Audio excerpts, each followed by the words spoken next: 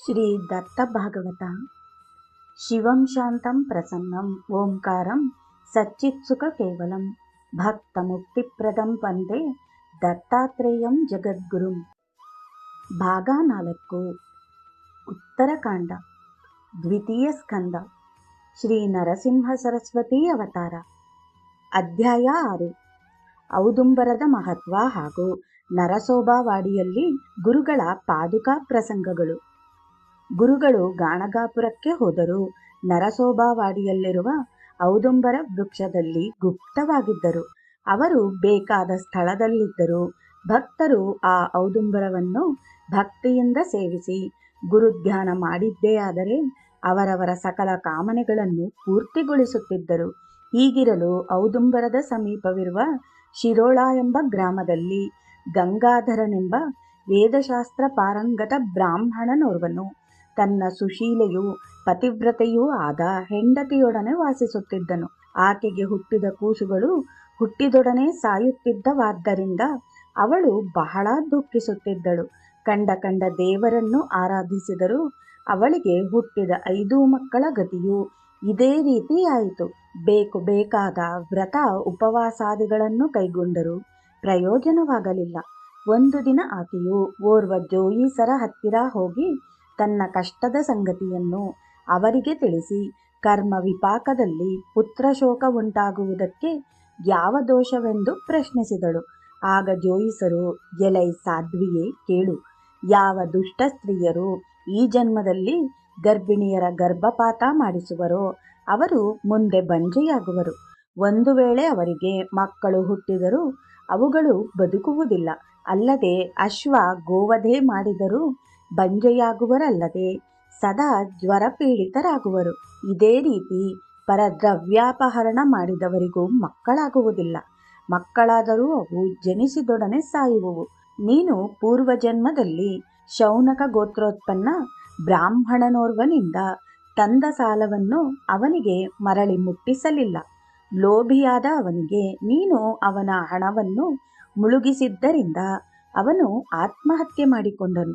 ಅವನೇ ಪಿಶಾಚಿಯಾಗಿ ಈಗ ಗರ್ಭನಾಶ ಮಾಡುತ್ತಿರುವನು ಎಂದು ಹೇಳಿದರು. ಹೀಗೆ ತನ್ನ ಮಕ್ಕಳ ಸಾವಿಗೆ ತಾನೇ ಕಾರಣಳೆಂದರಿತೊಡನೆ ಆ ಸ್ತ್ರೀಯು ಅನುತಪ್ತಳಾಗಿ ತನ್ನನ್ನು ತಾನೇ ಮನಬಂದಂತೆ ಶಪಿಸಿಕೊಂಡಳು.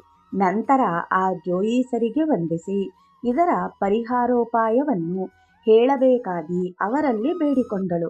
ಆಗ ಆ ಬ್ರಾಹ್ಮಣ ಜೋಯಿಸನು ಆಕೆಯನ್ನು ಕುರಿತು, ಎಲೈ ಸ್ತ್ರೀಯೇ, ಆ ಬ್ರಾಹ್ಮಣನು ಈಗ ಪಿಶಾಚಿಯಾಗಿರುವನು. ಅವನ ಉತ್ತರ ಕ್ರಿಯೆಯೂ ಆಗಲಿಲ್ಲ. ಅವನ ಪಿಶಾಚಿ ಜನ್ಮವು ತೊಲಗಿ ಅವನು ಉದ್ಧಾರವಾಗುವಂತೆ ನೀನು ವಿಧಿಯುಕ್ತವಾಗಿ 16 ಕರ್ಮಗಳನ್ನು ಮಾಡಿ ಅವನ ಗೋತ್ರದ ಬ್ರಾಹ್ಮಣರಿಗೆ 100 ರೂಪಾಯಿ ದಾನ ಕೊಡಬೇಕು. ಅಲ್ಲದೆ 1 ತಿಂಗಳ ತನಕ ಉಪವಾಸವಿದ್ದು ಕೃಷ್ಣಾ ತೀರದಲ್ಲಿ ಔದುಂಬರ ಸಹಿತವಾದ ಸಾಕ್ಷಾತ್ ದತ್ತಾತ್ರೇಯನ ಅವತಾರವಾದ ಶ್ರೀ ನರಸಿಂಹ ಸರಸ್ವತಿ ಸ್ವಾಮಿಗಳ ಪಾದುಕೆಗಳನ್ನು ಪೂಜಿಸಿ ಸೇವೆ ಮಾಡಬೇಕು. ಹೀಗೆ ಮಾಡುವುದರಿಂದ ನಿನಗೆ ಶುಭವಾಗುವುದು. ನಿನಗೆ ಶತಾಯುಷಿ ಪುತ್ರನು ಹುಟ್ಟುವನು ಎಂದು ಹೇಳಿದನು. ಆ ಸ್ತ್ರೀಯು ತನ್ನಲ್ಲಿ 100 ರೂಪಾಯಿಗಳಿಲ್ಲ. ಆದರೆ ಜೋಯಿಸರು ಹೇಳಿದ ಉಳಿದ ಎಲ್ಲಾ ವಿಧಿಗಳನ್ನೂ ಮಾಡಲು ಸಿದ್ಧಳಾಗಿರುವುದಾಗಿಯೂ ತಿಳಿಸಲು ಜೋಯಿಸರು ಹಾಗೇ ಮಾಡೆಂದು ಹೇಳಿ ಕಳಿಸಿದರು. ಆಕೆಯು ಒಡನೆಯೇ ಔದುಂಬರ ಹಾಗೂ ಗುರುಪಾದುಕೆಗಳಿದ್ದೆಡೆಗೆ ಹೋಗಿ ಪಂಚಗಂಗಾ ಸಂಗಮದಲ್ಲಿ ಸ್ನಾನ ಮಾಡಿ ಬಳಿಕ ಪಾಪ ವಿನಾಶಿನಿಯಲ್ಲಿ ಸ್ನಾನ ಮಾಡಿ ಔದುಂಬರಕ್ಕೆ 7 ಸಾರೆ ಸ್ನಾನ ಮಾಡಿಸಿ ಕರ್ಮತೀರ್ಥದಲ್ಲಿ ಸ್ನಾನಗೈದು ಉಪವಾಸವಿದ್ದು ಗುರುಪಾದುಕೆಗಳನ್ನು ಪೂಜಿಸಿ ಪ್ರದಕ್ಷಿಣಾ ನಮಸ್ಕಾರ ಮಾಡತೊಡಗಿದಳು. ಹೀಗೆ 3 ದಿವಸಗಳ ಸೇವಾನಂತರ ಮಾರನೆಯ ದಿನ ರಾತ್ರಿಯಲ್ಲಿ ಸಾಲ ಕೊಟ್ಟ ಬ್ರಾಹ್ಮಣನು ಆಕೆಯ ಸ್ವಪ್ನದಲ್ಲಿ ಕಾಣಿಸಿಕೊಂಡು, ನೀನು ನನ್ನ 100 ರೂಪಾಯಿಗಳನ್ನು ಇದುವರೆಗೆ ಹಿಂದೆ ಮುಟ್ಟಿಸಿಲ್ಲ. ಆದ್ದರಿಂದ ನಾನು ಈಗ ನಿನ್ನ ಪ್ರಾಣ ತೆಗೆದುಕೊಳ್ಳುತ್ತೇನೆ. ನಿನ್ನ ವಂಶವನ್ನು ಎಂದೂ ಬೆಳೆಯಗೊಡುವುದಿಲ್ಲ ಎಂದು ಹೇಳಿ ಸಿಟ್ಟಿನಿಂದ ಆಕೆಗೆ ಹೊಡೆಯಲು ಬಂದನು. ಆಗ ಆಕೆಯು ಔದುಂಬರದಲ್ಲಿ ಮರೆಯಾಗಲು ಅಲ್ಲಿ ಶ್ರೀ ಗುರುಗಳನ್ನು ಕಂಡು ಅವರ ಹಿಂದೆ ಅಡಗಿಕೊಂಡಳು. ಶ್ರೀ ಗುರುಗಳು ಆ ಸ್ತ್ರೀಗೆ ಅಭಯದಾನ ಮಾಡಿ ಅತ್ತ ಆ ಪಿಶಾಚಿಯನ್ನು ಕುರಿತು, ಇದರ ಕಾರಣವನ್ನು ಕೇಳಿದರು. ಮೊದಲೇ ಸಿಟ್ಟಿಗೆದ್ದಿದ್ದ ಆ ಪಿಶಾಚಿಯು, ಸ್ವಾಮಿ, ಈಕೆಯು ಹಿಂದಿನ ಜನ್ಮದಲ್ಲಿ ನನ್ನಿಂದ 100 ರೂಪಾಯಿ ಸಾಲ ತೆಗೆದುಕೊಂಡು ಇಂದಿನವರೆಗೂ ಅದನ್ನು ನನಗೆ ಹಿಂದೆ ಮುಟ್ಟಿಸಿಲ್ಲ. ಇದರಿಂದಾಗಿ ನಾನು ಆತ್ಮಹತ್ಯೆ ಮಾಡಿಕೊಂಡು ಪಿಶಾಚಿಯಾಗಿರುವೆನು. ನನಗೆ ಮೋಸ ಮಾಡಿ ನನ್ನ ದ್ರವ್ಯವನ್ನು ಅಪಹರಿಸಿದವರ ಪಕ್ಷವನ್ನು ನೀವು ಕಟ್ಟಿಕೊಂಡು ಪಕ್ಷಪಾತ ಮಾಡಬಾರದು ಎಂದಿತು. ಆಗ ಶ್ರೀ ಗುರುಗಳು ಸಿಟ್ಟಿನಿಂದ, ಎಲೈ ವಿಪ್ರನೇ, ನೀನು ನಮ್ಮ ಭಕ್ತರನ್ನು ಕಾಡಬಾರದು. ನಾನು ಹೇಳಿದಂತೆ ನೀನು ಕೇಳಿದ್ದೇ ಆದರೆ ನಿನ್ನ ಪಿಶಾಚಿ ಜನ್ಮವು ತೊಲಗಿ ನಿನಗೆ ಸದ್ಗತಿಯಾಗುವುದು. ಈಗ ಈ ಬ್ರಾಹ್ಮಣ ಸ್ತ್ರೀಯು ಕೊಡುವುದನ್ನು ಸಂತೋಷದಿಂದ ಸ್ವೀಕರಿಸು. ಇಲ್ಲವಾದರೆ ಇಲ್ಲಿಂದ ಹೊರಟು ಹೋಗು. ನಮ್ಮ ಭಕ್ತರನ್ನು ನಾವು ರಕ್ಷಿಸುವೆವು.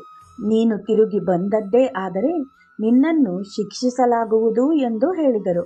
ಆಗ ಪಿಶಾಚಿಯು ಶರಣು ಬರಲು ಶ್ರೀಗುರುಗಳು ಆ ಬ್ರಾಹ್ಮಣ ಸ್ತ್ರೀಯನ್ನು ಕುರಿತು ಅವಳೊಡನೆ ಇದ್ದಷ್ಟು ಹಣನು ಆ ಬ್ರಾಹ್ಮಣನ ಹೆಸರಿನಿಂದ ದಾನ ಧರ್ಮ ಮಾಡಲು ಹೇಳಿದರು. ಅಲ್ಲದೆ ಪಿಶಾಚಿಯನ್ನು ಕುರಿತು, ಈ ಬ್ರಾಹ್ಮಣ ಸ್ತ್ರೀಯು ನಿನ್ನ ಕರ್ಮ ಮಾಡಿದ 10ನೇ ದಿವಸ ನಿನಗೆ ಸದ್ಗತಿಯಾಗುವುದು ಎಂದು ಹೇಳಿದರು. ಆ ಸ್ತ್ರೀಗೆ, ಎಲೈ ಸಾಧ್ವಿಯೇ, ಈ ಪಿಶಾಚಿಯ ಹೆಸರಿನಿಂದ ಇಲ್ಲಿರುವ ಅಷ್ಟತೀರ್ಥಗಳಲ್ಲಿ ಸ್ನಾನ ಮಾಡು. ಔದುಂಬರಕ್ಕೆ ದಿನಾಲು ಸ್ನಾನ ಮಾಡಿಸು. 7 ದಿನ ಔದುಂಬರವನ್ನು ಪೂಜಿಸು. ಹೀಗೆ ಮಾಡುವುದರಿಂದ ನಿನ್ನ ಬ್ರಹ್ಮಹತ್ಯಾ ದೋಷವು ತೊಲಗಿ ನಿನಗೆ ಪೂರ್ಣಾಯುಷ್ಯವುಳ್ಳ ಒಬ್ಬ ಮಗನು ಒಬ್ಬ ಮಗಳು ಹುಟ್ಟುವರು ಎಂದು ಹೇಳಿದರು. ಈ ಪ್ರಕಾರದ ಸ್ವಪ್ನವನ್ನು ಕಂಡ ಆ ಸ್ತ್ರೀಯು ಸ್ವಪ್ನದಲ್ಲಿ ಆದೇಶಿಸಲಾದಂತೆ ಎಲ್ಲ ವಿಧಿಗಳನ್ನೂ ಮಾಡಲು ಆಕೆಯ ಬ್ರಹ್ಮಹತ್ಯಾ ದೋಷವು ತೊಲಗಿ ಆ ಪಿಶಾಚಿಗೆ ಸದ್ಗತಿಯಾಗುವುದು. ಮರುದಿನ ಸ್ವಪ್ನದಲ್ಲಿ ಶ್ರೀಗುರುಗಳು ಆಕೆಗೆ ಕಾಣಿಸಿಕೊಂಡು 2 ತೆಂಗಿನಕಾಯಿಗಳಿಂದ ಆಕೆಯ ಉಡಿ ತುಂಬಿ ಆಕೆಗೆ ಪಾರಣ ಮಾಡೆಂದು, ಮುಂದೆ ಆಕೆಗೆ ಗಂಡು ಹಾಗೂ ಹೆಣ್ಣು ಸಂತಾನವಾಗುವುದೆಂದು ಹೇಳಿದರು. ಈ ರೀತಿ ಗುರುಕೃಪೆಯಿಂದ ಪಾಪರಹಿತಳಾದ ಆಕೆಯು ಮೊದಲು ಒಬ್ಬ ಮಗನನ್ನು ಪಡೆದಳು. ಹಿಂದಿನಿಂದ ಆಕೆಗೆ ಒಬ್ಬ ಹೆಣ್ಣು ಮಗಳ ಜನನವಾಯಿತು. ಗಂಡು ಕೂಸಿಗೆ 3 ವರ್ಷ ಪ್ರಾಯ ತುಂಬಲು ಅವನ ಚೌಲಕರ್ಮವನ್ನು ಮಾಡಲು ಒಂದು ಸುಮುಹೂರ್ತವನ್ನು ನಿಶ್ಚಯಿಸಿ ತುಂಬಾ ಉತ್ಸಾಹದಿಂದ ಎಲ್ಲ ಸಿದ್ಧತೆಗಳನ್ನೂ ಮಾಡಿಕೊಂಡರು. ಆದರೆ ಚೌಲಕರ್ಮಕ್ಕೆ ಗೊತ್ತಾದ ದಿನದ ಹಿಂದಿನ ರಾತ್ರಿ ಆ ಮಗುವಿಗೆ ತೀವ್ರ ದುಃಖದಾಯಿಯಾದ ಧನುರ್ವಾಯು ಬೇನೆಯು ಬಂತು. ಅವನ ಅವಯವಗಳು ಬಿಲ್ಲಿನಂತೆ ಮಣಿಯತೊಡಗಿದವು. ಕಣ್ಣುಗಳು ಭಯಂಕರವಾಗಿ ಕಾಣಹತ್ತಿದವು. ಈ ಪರಿಸ್ಥಿತಿಯಲ್ಲಿ ಆ ಕೂಸು 3 ದಿನ ಕಷ್ಟಪಟ್ಟು 3ನೆಯ ದಿನದ ಸೂರ್ಯಾಸ್ತದ ಹೊತ್ತಿಗೆ ಪ್ರಾಣ ಬಿಟ್ಟಿತು. ಪುತ್ರ ವಿಯೋಗ ದುಃಖವನ್ನು ತಾಳಲಾರದೆ ಕೂಸಿನ ತಾಯಿಯು ತನ್ನ ತಲೆಯನ್ನು ಭೂಮಿಗೆ ಅಪ್ಪಳಿಸಿ ಸನಿಯದಲ್ಲಿದ್ದ ಕಲ್ಲುಗಳಿಂದ ತನ್ನ ತಲೆಯನ್ನು ಹೊಡೆದುಕೊಂಡು ರೋದಿಸುತ್ತಾ, ಮಗನೇ, ನನ್ನನ್ನಗಲಿ ನೀನೆಲ್ಲಿಗೆ ಹೋದೆ? ನಿನ್ನ ಮಗವನ್ನು ನಾನೆಂತು ಮರೆಯಲಿ? ನಿನ್ನಂಥ ಸುರೂಪಿಯಾದ ಪುತ್ರನು ನನಗೆ ಇನ್ನೆಂತು ಲಭಿಸಿಯಾನು? 5 ಜನ ಮಕ್ಕಳು ಈ ಮುಂಚೆ ಹುಟ್ಟಿದೊಡನೆ ಸತ್ತ ದುಃಖದಿಂದ ನಿನ್ನ ಜನನದಾರಾಭ್ಯದಿಂದಾಗಿ ಅದನ್ನೆಲ್ಲ ನಾನು ಮರೆತು ಸುಖಿಯಾಗಿದ್ದೇನೆ. ಶ್ರೀ ಗುರುಗಳ ಆಶೀರ್ವಾದ ಬಲದಿಂದ ನೀನು ಶತಾಯುಷಿಯಾಗುವೆ ಎಂದು ನಾನು ಆನಂದ ಹೊಂದಿದ್ದೆನು. ನಿನ್ನ ಮೇಲೆ ನಾನು ನನ್ನ ಅನೇಕ ಆಸೆ ಆಕಾಂಕ್ಷೆಗಳನ್ನಿರಿಸಿದ್ದೆನಲ್ಲದೆ ಅವುಗಳೆಲ್ಲವನ್ನೂ ನೀನು ಪೂರ್ಣ ಮಾಡುವಿ ಎಂದು ಭರವಸೆ ಇಟ್ಟಿದ್ದೆನು. ಆದರೆ ಈಗ ನೀನು ನನ್ನನ್ನಗಲಿ ನನ್ನ ಎಲ್ಲ ಆಸೆಗಳ ಮೇಲೂ ನೀರೆರಚಿದೆ ಎಂದು ನಾನಾ ಪರಿಯಿಂದ ರೋಧಿಸತೊಡಗಿದಳು. ಈ ರೀತಿ ಅತೀವ ದುಃಖಕ್ಕೊಳಗಾದ ಆ ಬ್ರಾಹ್ಮಣ ಸ್ತ್ರೀಯನ್ನು ಸಮಾಧಾನ ಮಾಡಿಸಲೊಸಗ ಅಲ್ಲಿ ನೆರೆದ ಊರ ಜನರು ಆಕೆಯನ್ನು ಕುರಿತು, ಎಲೈ ಸ್ತ್ರೀಯೇ, ಮಿಂಚಿ ಹೋದ ಕಾರ್ಯಕ್ಕೆ ಚಿಂತಿಸಿ ಫಲವೇನು? ವಿಧಿ ನಿಯಮವು ಯಾರನ್ನೂ ಬಿಟ್ಟಿದ್ದಲ್ಲ. ಬ್ರಹ್ಮವರೆದ ಬರಹವನ್ನಳಿಸಲು ಯಾರಿಂದ ಸಾಧ್ಯವಿದೆ? ಹರಿಹರರೇ ತಾಳಿದ ಅವತಾರಗಳು ಸ್ಥಿರವಾಗಿ ಉಳಿದಿರುವುವೇ? ಅವರ ಪಾಡೆ ಹಾಗಾದಾಗ ನಮ್ಮಂತಹ ನರಮನುಷ್ಯರ ಪಾಡೇನು? ಚಿಂತಿಸದಿರು ಎನ್ನುವಷ್ಟರಲ್ಲಿ ಆಕೆಗೆ ಹಿಂದೆ ನಡೆದ ಒಂದು ಘಟನೆಯು ನೆನಪಾಗಿ ಅವಳು ಅವರನ್ನು ಕುರಿತು, ನೀವು ಹೇಳುವುದೆಲ್ಲ ಸರಿ. ನಾನು ಔದುಂಬರದಲ್ಲಿ ವಾಸಿಸುತ್ತಿರುವ ಶ್ರೀ ನರಸಿಂಹ ಸರಸ್ವತಿ ಸ್ವಾಮಿಗಳ ಸೇವೆಯನ್ನು ಮಾಡಿ ಅವರ ಪ್ರಸಾದದಿಂದ ಈ ಮಗನನ್ನು ಪಡೆದಿರುವೆನು. ಅವರು ನನ್ನ ಉಡಿ ತುಂಬಿ ನನಗೆ ಶತಾಯುಷಿಯಾದ ಪುತ್ರನು ಹುಟ್ಟುವನೆಂದು ಅಭಯವಿತ್ತಿರಲಿಕ್ಕಾಗಿ ಹೀಗಾಯಿತು. ವರವನ್ನು ಕೊಟ್ಟ ಅವರೇ ಈಗ ನನ್ನ ಮಗನನ್ನು ಕೊಂದು ನನಗೆ ಪುತ್ರ ಶೋಕವನ್ನುಂಟು ಮಾಡಿರುವರು. ಈ ದುಃಖವನ್ನು ನಾನು ತಾಳಲಾರೆ. ಪುತ್ರನೊಂದಿಗೆ ನಾನೂ ನನ್ನ ಪ್ರಾಣವನ್ನು ಬಿಡುವೆನು. ಗುರುಗಳಿಗೆ ಸ್ತ್ರೀ ಹತ್ಯಾ ದೋಷವು ಬರಲಿ ಎಂದು ಹೇಳಿ ಅವಳು ಶ್ರೀ ಗುರುಗಳನ್ನು ನೆನೆಸಿ ವಿವಿಧ ರೀತಿಯಿಂದ ಅವರನ್ನು ಹೊಗಳಿ ತೆಗಳಿ ಅಹೋರಾತ್ರಿ ದುಃಖಿಸಿದಳು. ಮಾರನೆಯ ದಿನ ಸೂರ್ಯೋದಯವಾಯಿತು. ಈಗಲೂ ಆ ಸ್ತ್ರೀಯು ಏಕ ಪ್ರಕಾರವಾಗಿ ದುಃಖಿಸುತ್ತಲೇ ಇದ್ದಳು. ಇದನ್ನು ನೋಡಿ ಊರ ಬ್ರಾಹ್ಮಣರು ಆಕೆಯಿದ್ದೆಡೆಗೆ ಬಂದು, ಅಮ್ಮ, ಈ ನಿನ್ನ ನಿವೇದನೆಯನ್ನು ಇನ್ನಾದರೂ ಬಿಟ್ಟು ಬಿಡು. ಯಾವ ಯಾವ ಕಾಲಕ್ಕೆ ಏನೇನು ಆಗಬೇಕೋ ಅವೆಲ್ಲವೂ ಆಗಿಯೇ ತೀರುವುವು. ಇದು ಯಾರನ್ನೂ ಬಿಟ್ಟಿದ್ದಲ್ಲ.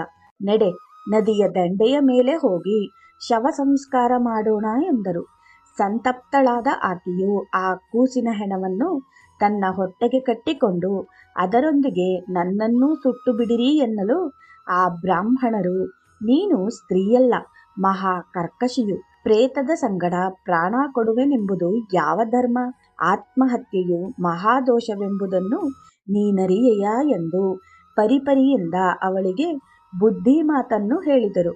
ಆದರೆ ಆಕೆಯು ತನ್ನ ನಿರ್ಧಾರದಿಂದ ಎಳ್ಳಷ್ಟೂ ಕದಲಲಿಲ್ಲ. ಈ ಪರಿಸ್ಥಿತಿಯಿಂದಾಗಿ ಆ ಗ್ರಾಮದಲ್ಲಿ ಗೋಳಾಟ ನಡೆಯಿತು. ಅಷ್ಟರಲ್ಲಿ ಒಬ್ಬ ಬ್ರಹ್ಮಚಾರಿಗಳು ಅಲ್ಲಿಗೆ ಬಂದು ಆಕೆಗೆ ಸವಿಸ್ತಾರವಾಗಿ ಆತ್ಮಜ್ಞಾನವನ್ನು ಹೇಳತೊಡಗಿದರು.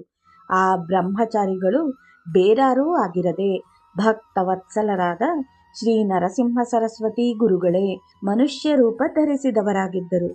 ಶ್ರೀ ನರಸಿಂಹ ಸರಸ್ವತಿ ಗುರುಗಳು ಬ್ರಹ್ಮಚಾರಿ ರೂಪ ಧರಿಸಿ ಪುತ್ರ ಶೋಕದಿಂದ ಪರಿತಪಿಸುತ್ತಿದ್ದ ಬ್ರಾಹ್ಮಣ ಸ್ತ್ರೀಗೆ ನಾನಾ ಪರಿಯಿಂದ ಆತ್ಮಜ್ಞಾನವನ್ನು ಬೋಧಿಸಿದರು.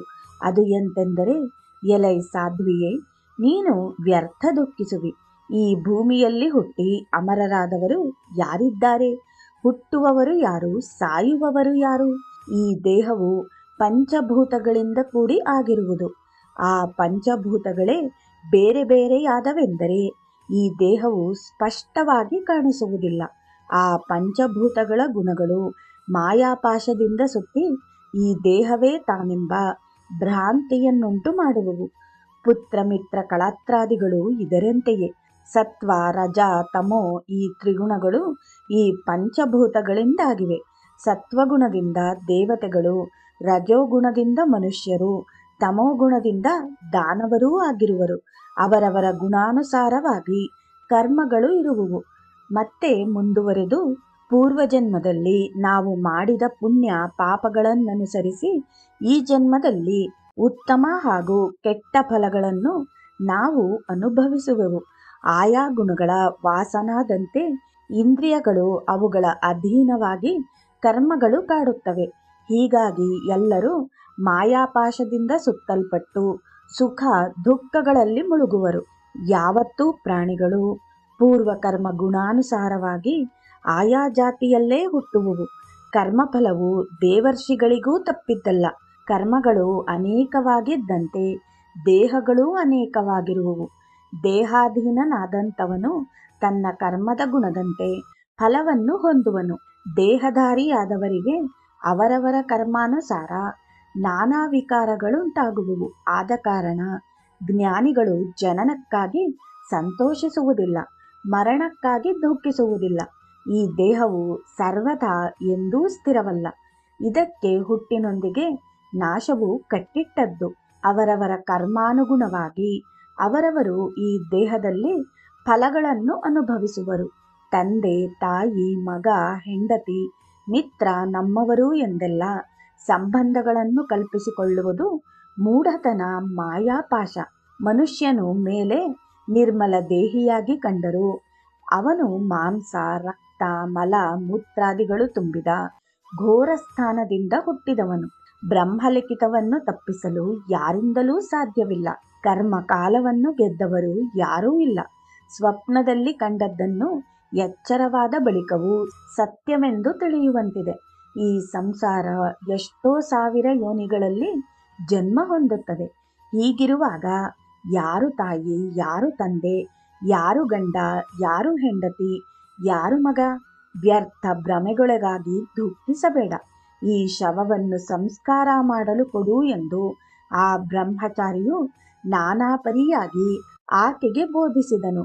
ಆಗ ಆ ಸ್ತ್ರೀಯು ವಿನಯದಿಂದ, ಸ್ವಾಮಿ, ನೀವು ಈಗ ಧರ್ಮತತ್ವಗಳನ್ನು ನನಗೆ ಬೋಧಿಸಿದರೂ ನನ್ನ ಮನಸ್ಸು ಸ್ಥಿರವಾಗಲೊಲ್ಲದು. ಪ್ರಾರಬ್ಧ ಕರ್ಮವೇ ಪ್ರಮಾಣವಾದ ಮೇಲೆ ಹರಿಹರರನ್ನೇಕೆ ಪೂಜಿಸಬೇಕು? ಲೋಹಕ್ಕೆ ಪರಶುವು ತಾಕಿತೆಂದರೆ ಅದು ಬಂಗಾರವಾಗುವುದಿಲ್ಲವೇ? ಗುರುಗಳು ನನಗೆ ಶತಾಯುಷಿ ಮಗನು ಹುಟ್ಟುವನೆಂದು ವರ ಕೊಟ್ಟರೇಕೆ? ಅದು ಈಗ ಅಸತ್ಯವಾಯಿತೇಕೆ? ನನಗೆ ಕೊಟ್ಟ ವರವನ್ನು ಅವರು ಸುಳ್ಳು ಮಾಡಿದರೇಕೆ? ಇದರಲ್ಲಿ ನನ್ನ ಮೂಢತನವಾದರೂ ಏನು? ಆದುದರಿಂದ ನಾನು ಈ ದೇಹವನ್ನು ಗುರುಚರಣಗಳಲ್ಲಿ ಸಮರ್ಪಿಸುವೆನು ಎಂದು ತನ್ನ ದುಃಖವನ್ನು ತೋಡಿಕೊಂಡಳು. ಆಕೆಯ ದೃಢ ಸಂಕಲ್ಪವನ್ನರಿತ ಆ ಬ್ರಹ್ಮಚಾರಿಯು ಆಕೆಯನ್ನು ಸಮಾಧಾನ ಮಾಡುವ ಉದ್ದೇಶದಿಂದ ಪುನಃ ಆಕೆಗೆ ಬುದ್ಧಿ ಹೇಳಿ ಜ್ಞಾನ ಮತ್ತು ಉಪಾಯಗಳನ್ನು ಹೇಳತೊಡಗಿದರು. ಎಲ್ಲವೂ ಸ್ತ್ರೀಯೇ, ನೀನು ಗುರುಗಳಿಂದ ವರ ಪಡೆದು ಪೂರ್ಣಾಯುಷ್ಯವುಳ್ಳ ಪುತ್ರನನ್ನೇನೋ ಪಡೆದಿರುವೆ. ಆದರೂ ಅವನಿಗೆ ಮರಣವು ಬಂತು. ಆದುದರಿಂದ ಈಗ ನೀನು ಗುರುಗಳು ನಿನಗೆ ವರ ಕೊಟ್ಟ ಔದುಂಬರ ವೃಕ್ಷದ ಬುಡಕ್ಕೆ ಈ ಪ್ರೇತವನ್ನು ಒಯ್ದು ಅವರ ಪಾದುಕೆಗಳ ಮುಂದಿಡು ಎಂದು ಹೇಳಲು ಆ ಬ್ರಹ್ಮಚಾರಿಗಳು ಸೂಚಿಸಿದ ಉಪಾಯದಿಂದ ಆ ಸ್ತ್ರೀಯಲ್ಲಿ ಆಶಾಂಕುರವೆದ್ದಿತು. ಒಡನೆಯೇ ಆಕೆಯು ಆ ಪ್ರೇತವನ್ನು ತನ್ನ ಬೆನ್ನಿಗೆ ಕಟ್ಟಿಕೊಂಡು ಔದುಂಬರದ ಬುಡಕ್ಕೆ ಹೋಗಿ ಅಲ್ಲಿರುವ ಪಾದುಕೆಗಳ ಮುಂದೆ ಶವವನ್ನು ಮಲಗಿಸಿ ತಾನು ಗುರುಗಳ ಪಾದುಕೆಗಳಿಗೆ ಹಣೆ ಹಣೆ ಹೊಡೆದುಕೊಂಡು ರೋಧಿಸತೊಡಗಿದಳು.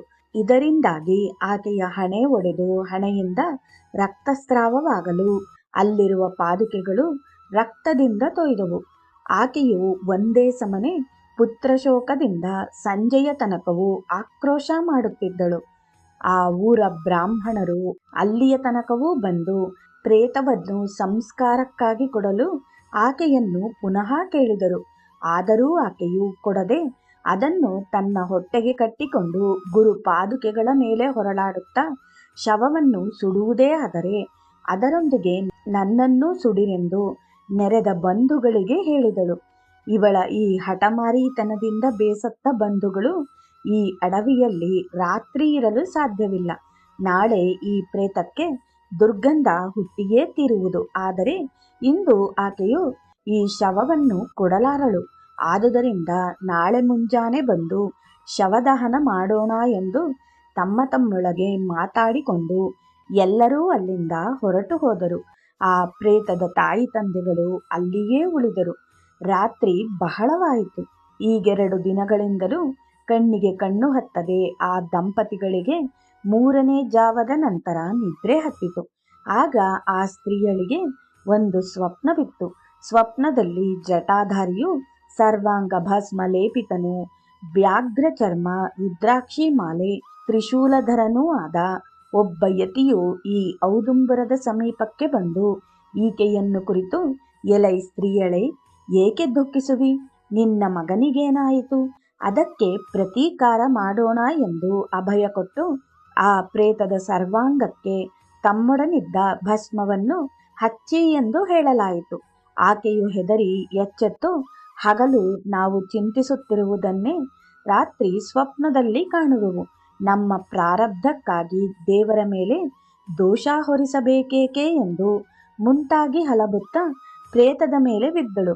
ಅಷ್ಟೊತ್ತಿಗೆ ಆ ಪ್ರೇತದ ಸರ್ವಾಂಗವು ಬಿಸಿಯಾಗುತ್ತಾ ಬಂದು ಸರ್ವ ಸಂಧಿ ಪ್ರದೇಶಗಳಲ್ಲಿ ಜೀವಕಳೆಯು ತುಂಬಿ ಕೂಡಲೇ ಆ ಪ್ರೇತವು ಸಜೀವವಾಯಿತು.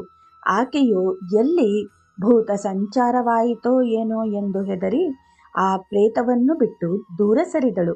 ಆ ಬಾಲಕನು, ಅವ್ವ, ನನಗೆ ಹಸಿವೆಯಾಗಿದೆ, ಹಾಲು ಕುಡಿಸು ಎಂದು ಅಳುತ್ತಾ ತಾಯಿಯ ಹತ್ತಿರ ಬರಲು ಆಕೆ ಆ ಕೂಸಿಗೆ ಹಾಲುಣಿಸತೊಡಗಲು ಆಕೆಯ ಸ್ತನದಿಂದ 32 ಧಾರೆಗಳಾಗಿ ಹಾಲು ಬರ ಹತ್ತಿದವು. ಆಕೆಯು ಭಯ ಹಾಗೂ ಸಂತೋಷಭರಿತಳಾಗಿ ಕೂಸನ್ನೆತ್ತಿಕೊಂಡು ತನ್ನ ಗಂಡನಿದ್ದಲ್ಲಿಗೆ ಬಂದು ಅವರನ್ನೆಬ್ಬಿಸಿ ನಡೆದ ಎಲ್ಲ ಸಂಗತಿಗಳನ್ನು ಆತನಿಗೆ ಹೇಳಿದಳು. ಆತನು ಒಡನೆಯೇ ಎದ್ದು ಪತ್ನಿ ಸಮೇತನಾಗಿ ಔದುಂಬರಕ್ಕೆ ಪ್ರದಕ್ಷಿಣೆ ಹಾಕಿ ಗುರುಪಾದಗಳಿಗೆ ಸಾಷ್ಟಾಂಗ ನಮಸ್ಕಾರ ಮಾಡಿ ಗುರುಸ್ತೋತ್ರವನ್ನು ನಾನಾ ಪರಿಯಿಂದ ಮಾಡಿದನು. ದುಃಖಾತಿರೇಕದಿಂದ ಮನಸ್ಸಿಗೆ ಬಂದಂತೆ ನಿಷ್ಠೂರ ಮಾತುಗಳನ್ನಾಡಿದ ಬಗ್ಗೆ ಗುರುಪಾದಗಳಿಗೆ ಕ್ಷಮೆಯ ಬೇಡಿ ನದಿಯಲ್ಲಿ ಮೂವರು ಸ್ನಾನ ಮಾಡಿ ಗುರುಪಾದುಕೆಗಳ ಮೇಲೆ ಹಿಂದಿನ ದಿನ ಬಿದ್ದಿದ್ದ ರಕ್ತವನ್ನು ತೊಳೆದು ಔದುಂಬರ ಸಹಿತವಾಗಿ ಆ ಪಾದುಕೆಗಳಿಗೆ ಅಭಿಷೇಕ ಮಾಡಿ ದೀಪ ಹಚ್ಚಿದರು. ಅಷ್ಟರಲ್ಲಿ ಬೆಳಗಾದುದರಿಂದ ಬಂಧುಗಳು ಶವ ಸಂಸ್ಕಾರಕ್ಕಾಗಿ ಬರಲು ಆ ಬಾಲಕನು ಅಲ್ಲಿ ಆಡುತ್ತಿರುವುದನ್ನು ಕಂಡು ಆಶ್ಚರ್ಯಪಟ್ಟು ಎಲ್ಲರೂ ಗುರುಸ್ತೋತ್ರ ಮಾಡಿದರು ಎನ್ನುವಲ್ಲಿಗೆ ಈ ಅಧ್ಯಾಯವು ಮುಕ್ತಾಯವಾಗುತ್ತದೆ. ಜೈ ಗುರುದೇವ ದತ್ತ.